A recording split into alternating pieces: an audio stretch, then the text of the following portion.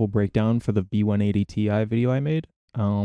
First things first, if you make the first frame of your video, whatever you want the thumbnail to be, for something like Twitter, of course, it shows.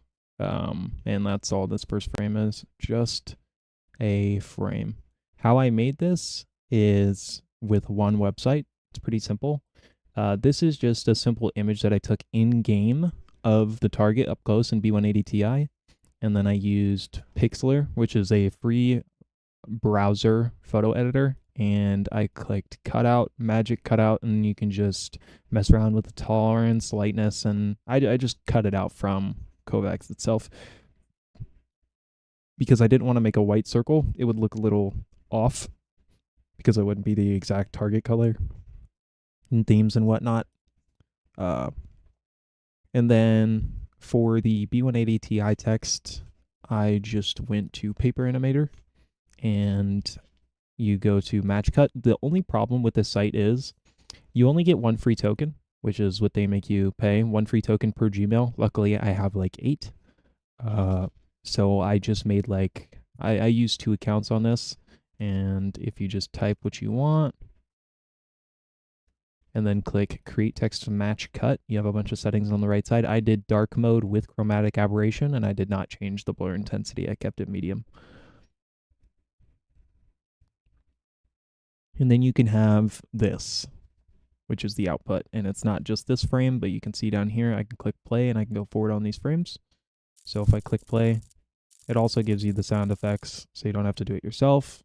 But if you want to replace them, you obviously can. Just turn off the audio layer whenever you're editing it. And then to break down the start, this is just simple opacity. This is the start. Just a simple opacity. And then just easy keyframes. Like really nothing crazy. Like all I have is Vignette, the VOs, and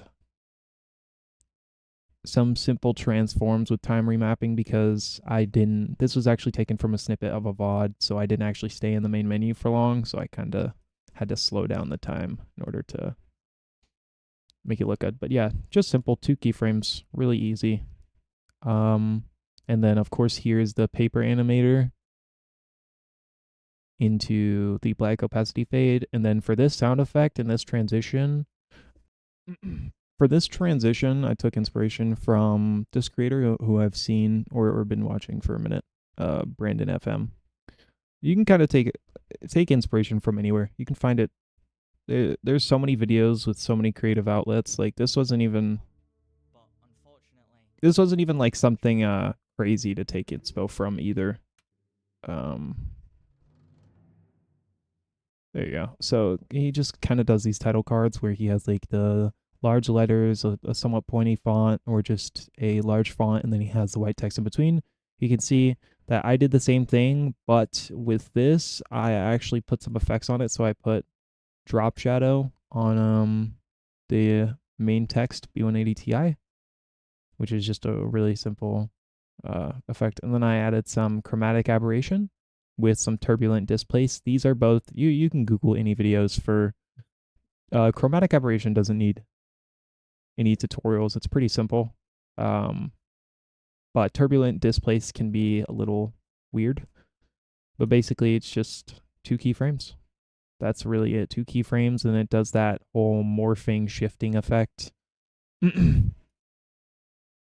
And I took the image that I cropped out of the B180TI target and then just place it in the center of the screen and then match cut a VOD that I had with it and then just lowered the size. So you can actually see, if you pay close enough attention, this is still the B180TI ball and it goes small, but it's not actually aligned because my crosshair isn't 100% on target. So you can see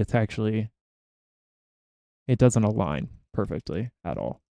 But it's not much of a difference to where anyone can notice. And then I just opacity faded out here. What else? Oh yeah, this arrow. This is a simple, very, very simple effect. I just downloaded a PNG of an arrow, and then I added Colorama to it, which just makes it to where it has color. You can change these output cycles. You can create preset palettes, but these are all terrible. But basically, you just change the output cycle and you can get whatever color you want. So it was Colorama, so I could give it that orange color. And then what I did was I added Deep Glow with Echo on it.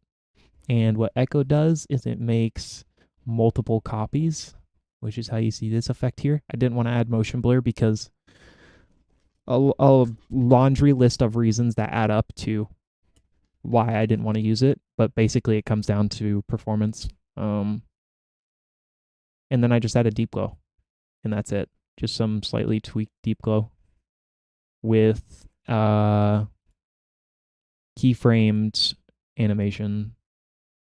Here you go. 3 keyframes, nothing special.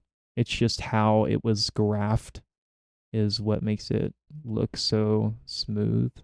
But even then, it's still not perfectly smooth because you see it stops at this midpoint, which actually kind of sucks. I could make this same graph without this midpoint here, and it would look better. But I just chose not to. And the rest of it is just VOs. It's honestly just voiceovers, nothing special, nothing crazy. Voiceovers and then a VOD. So not a lot actually went into this. This was a pretty simple video, at least in my eyes. All it takes is just some creativity.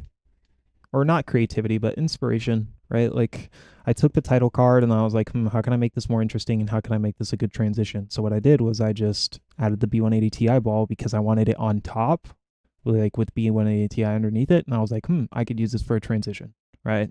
So I just faded out, match cut with the VOD, and then just lowered the size of it. And yeah, that's basically all that went into it. Sorry if I said basically too much.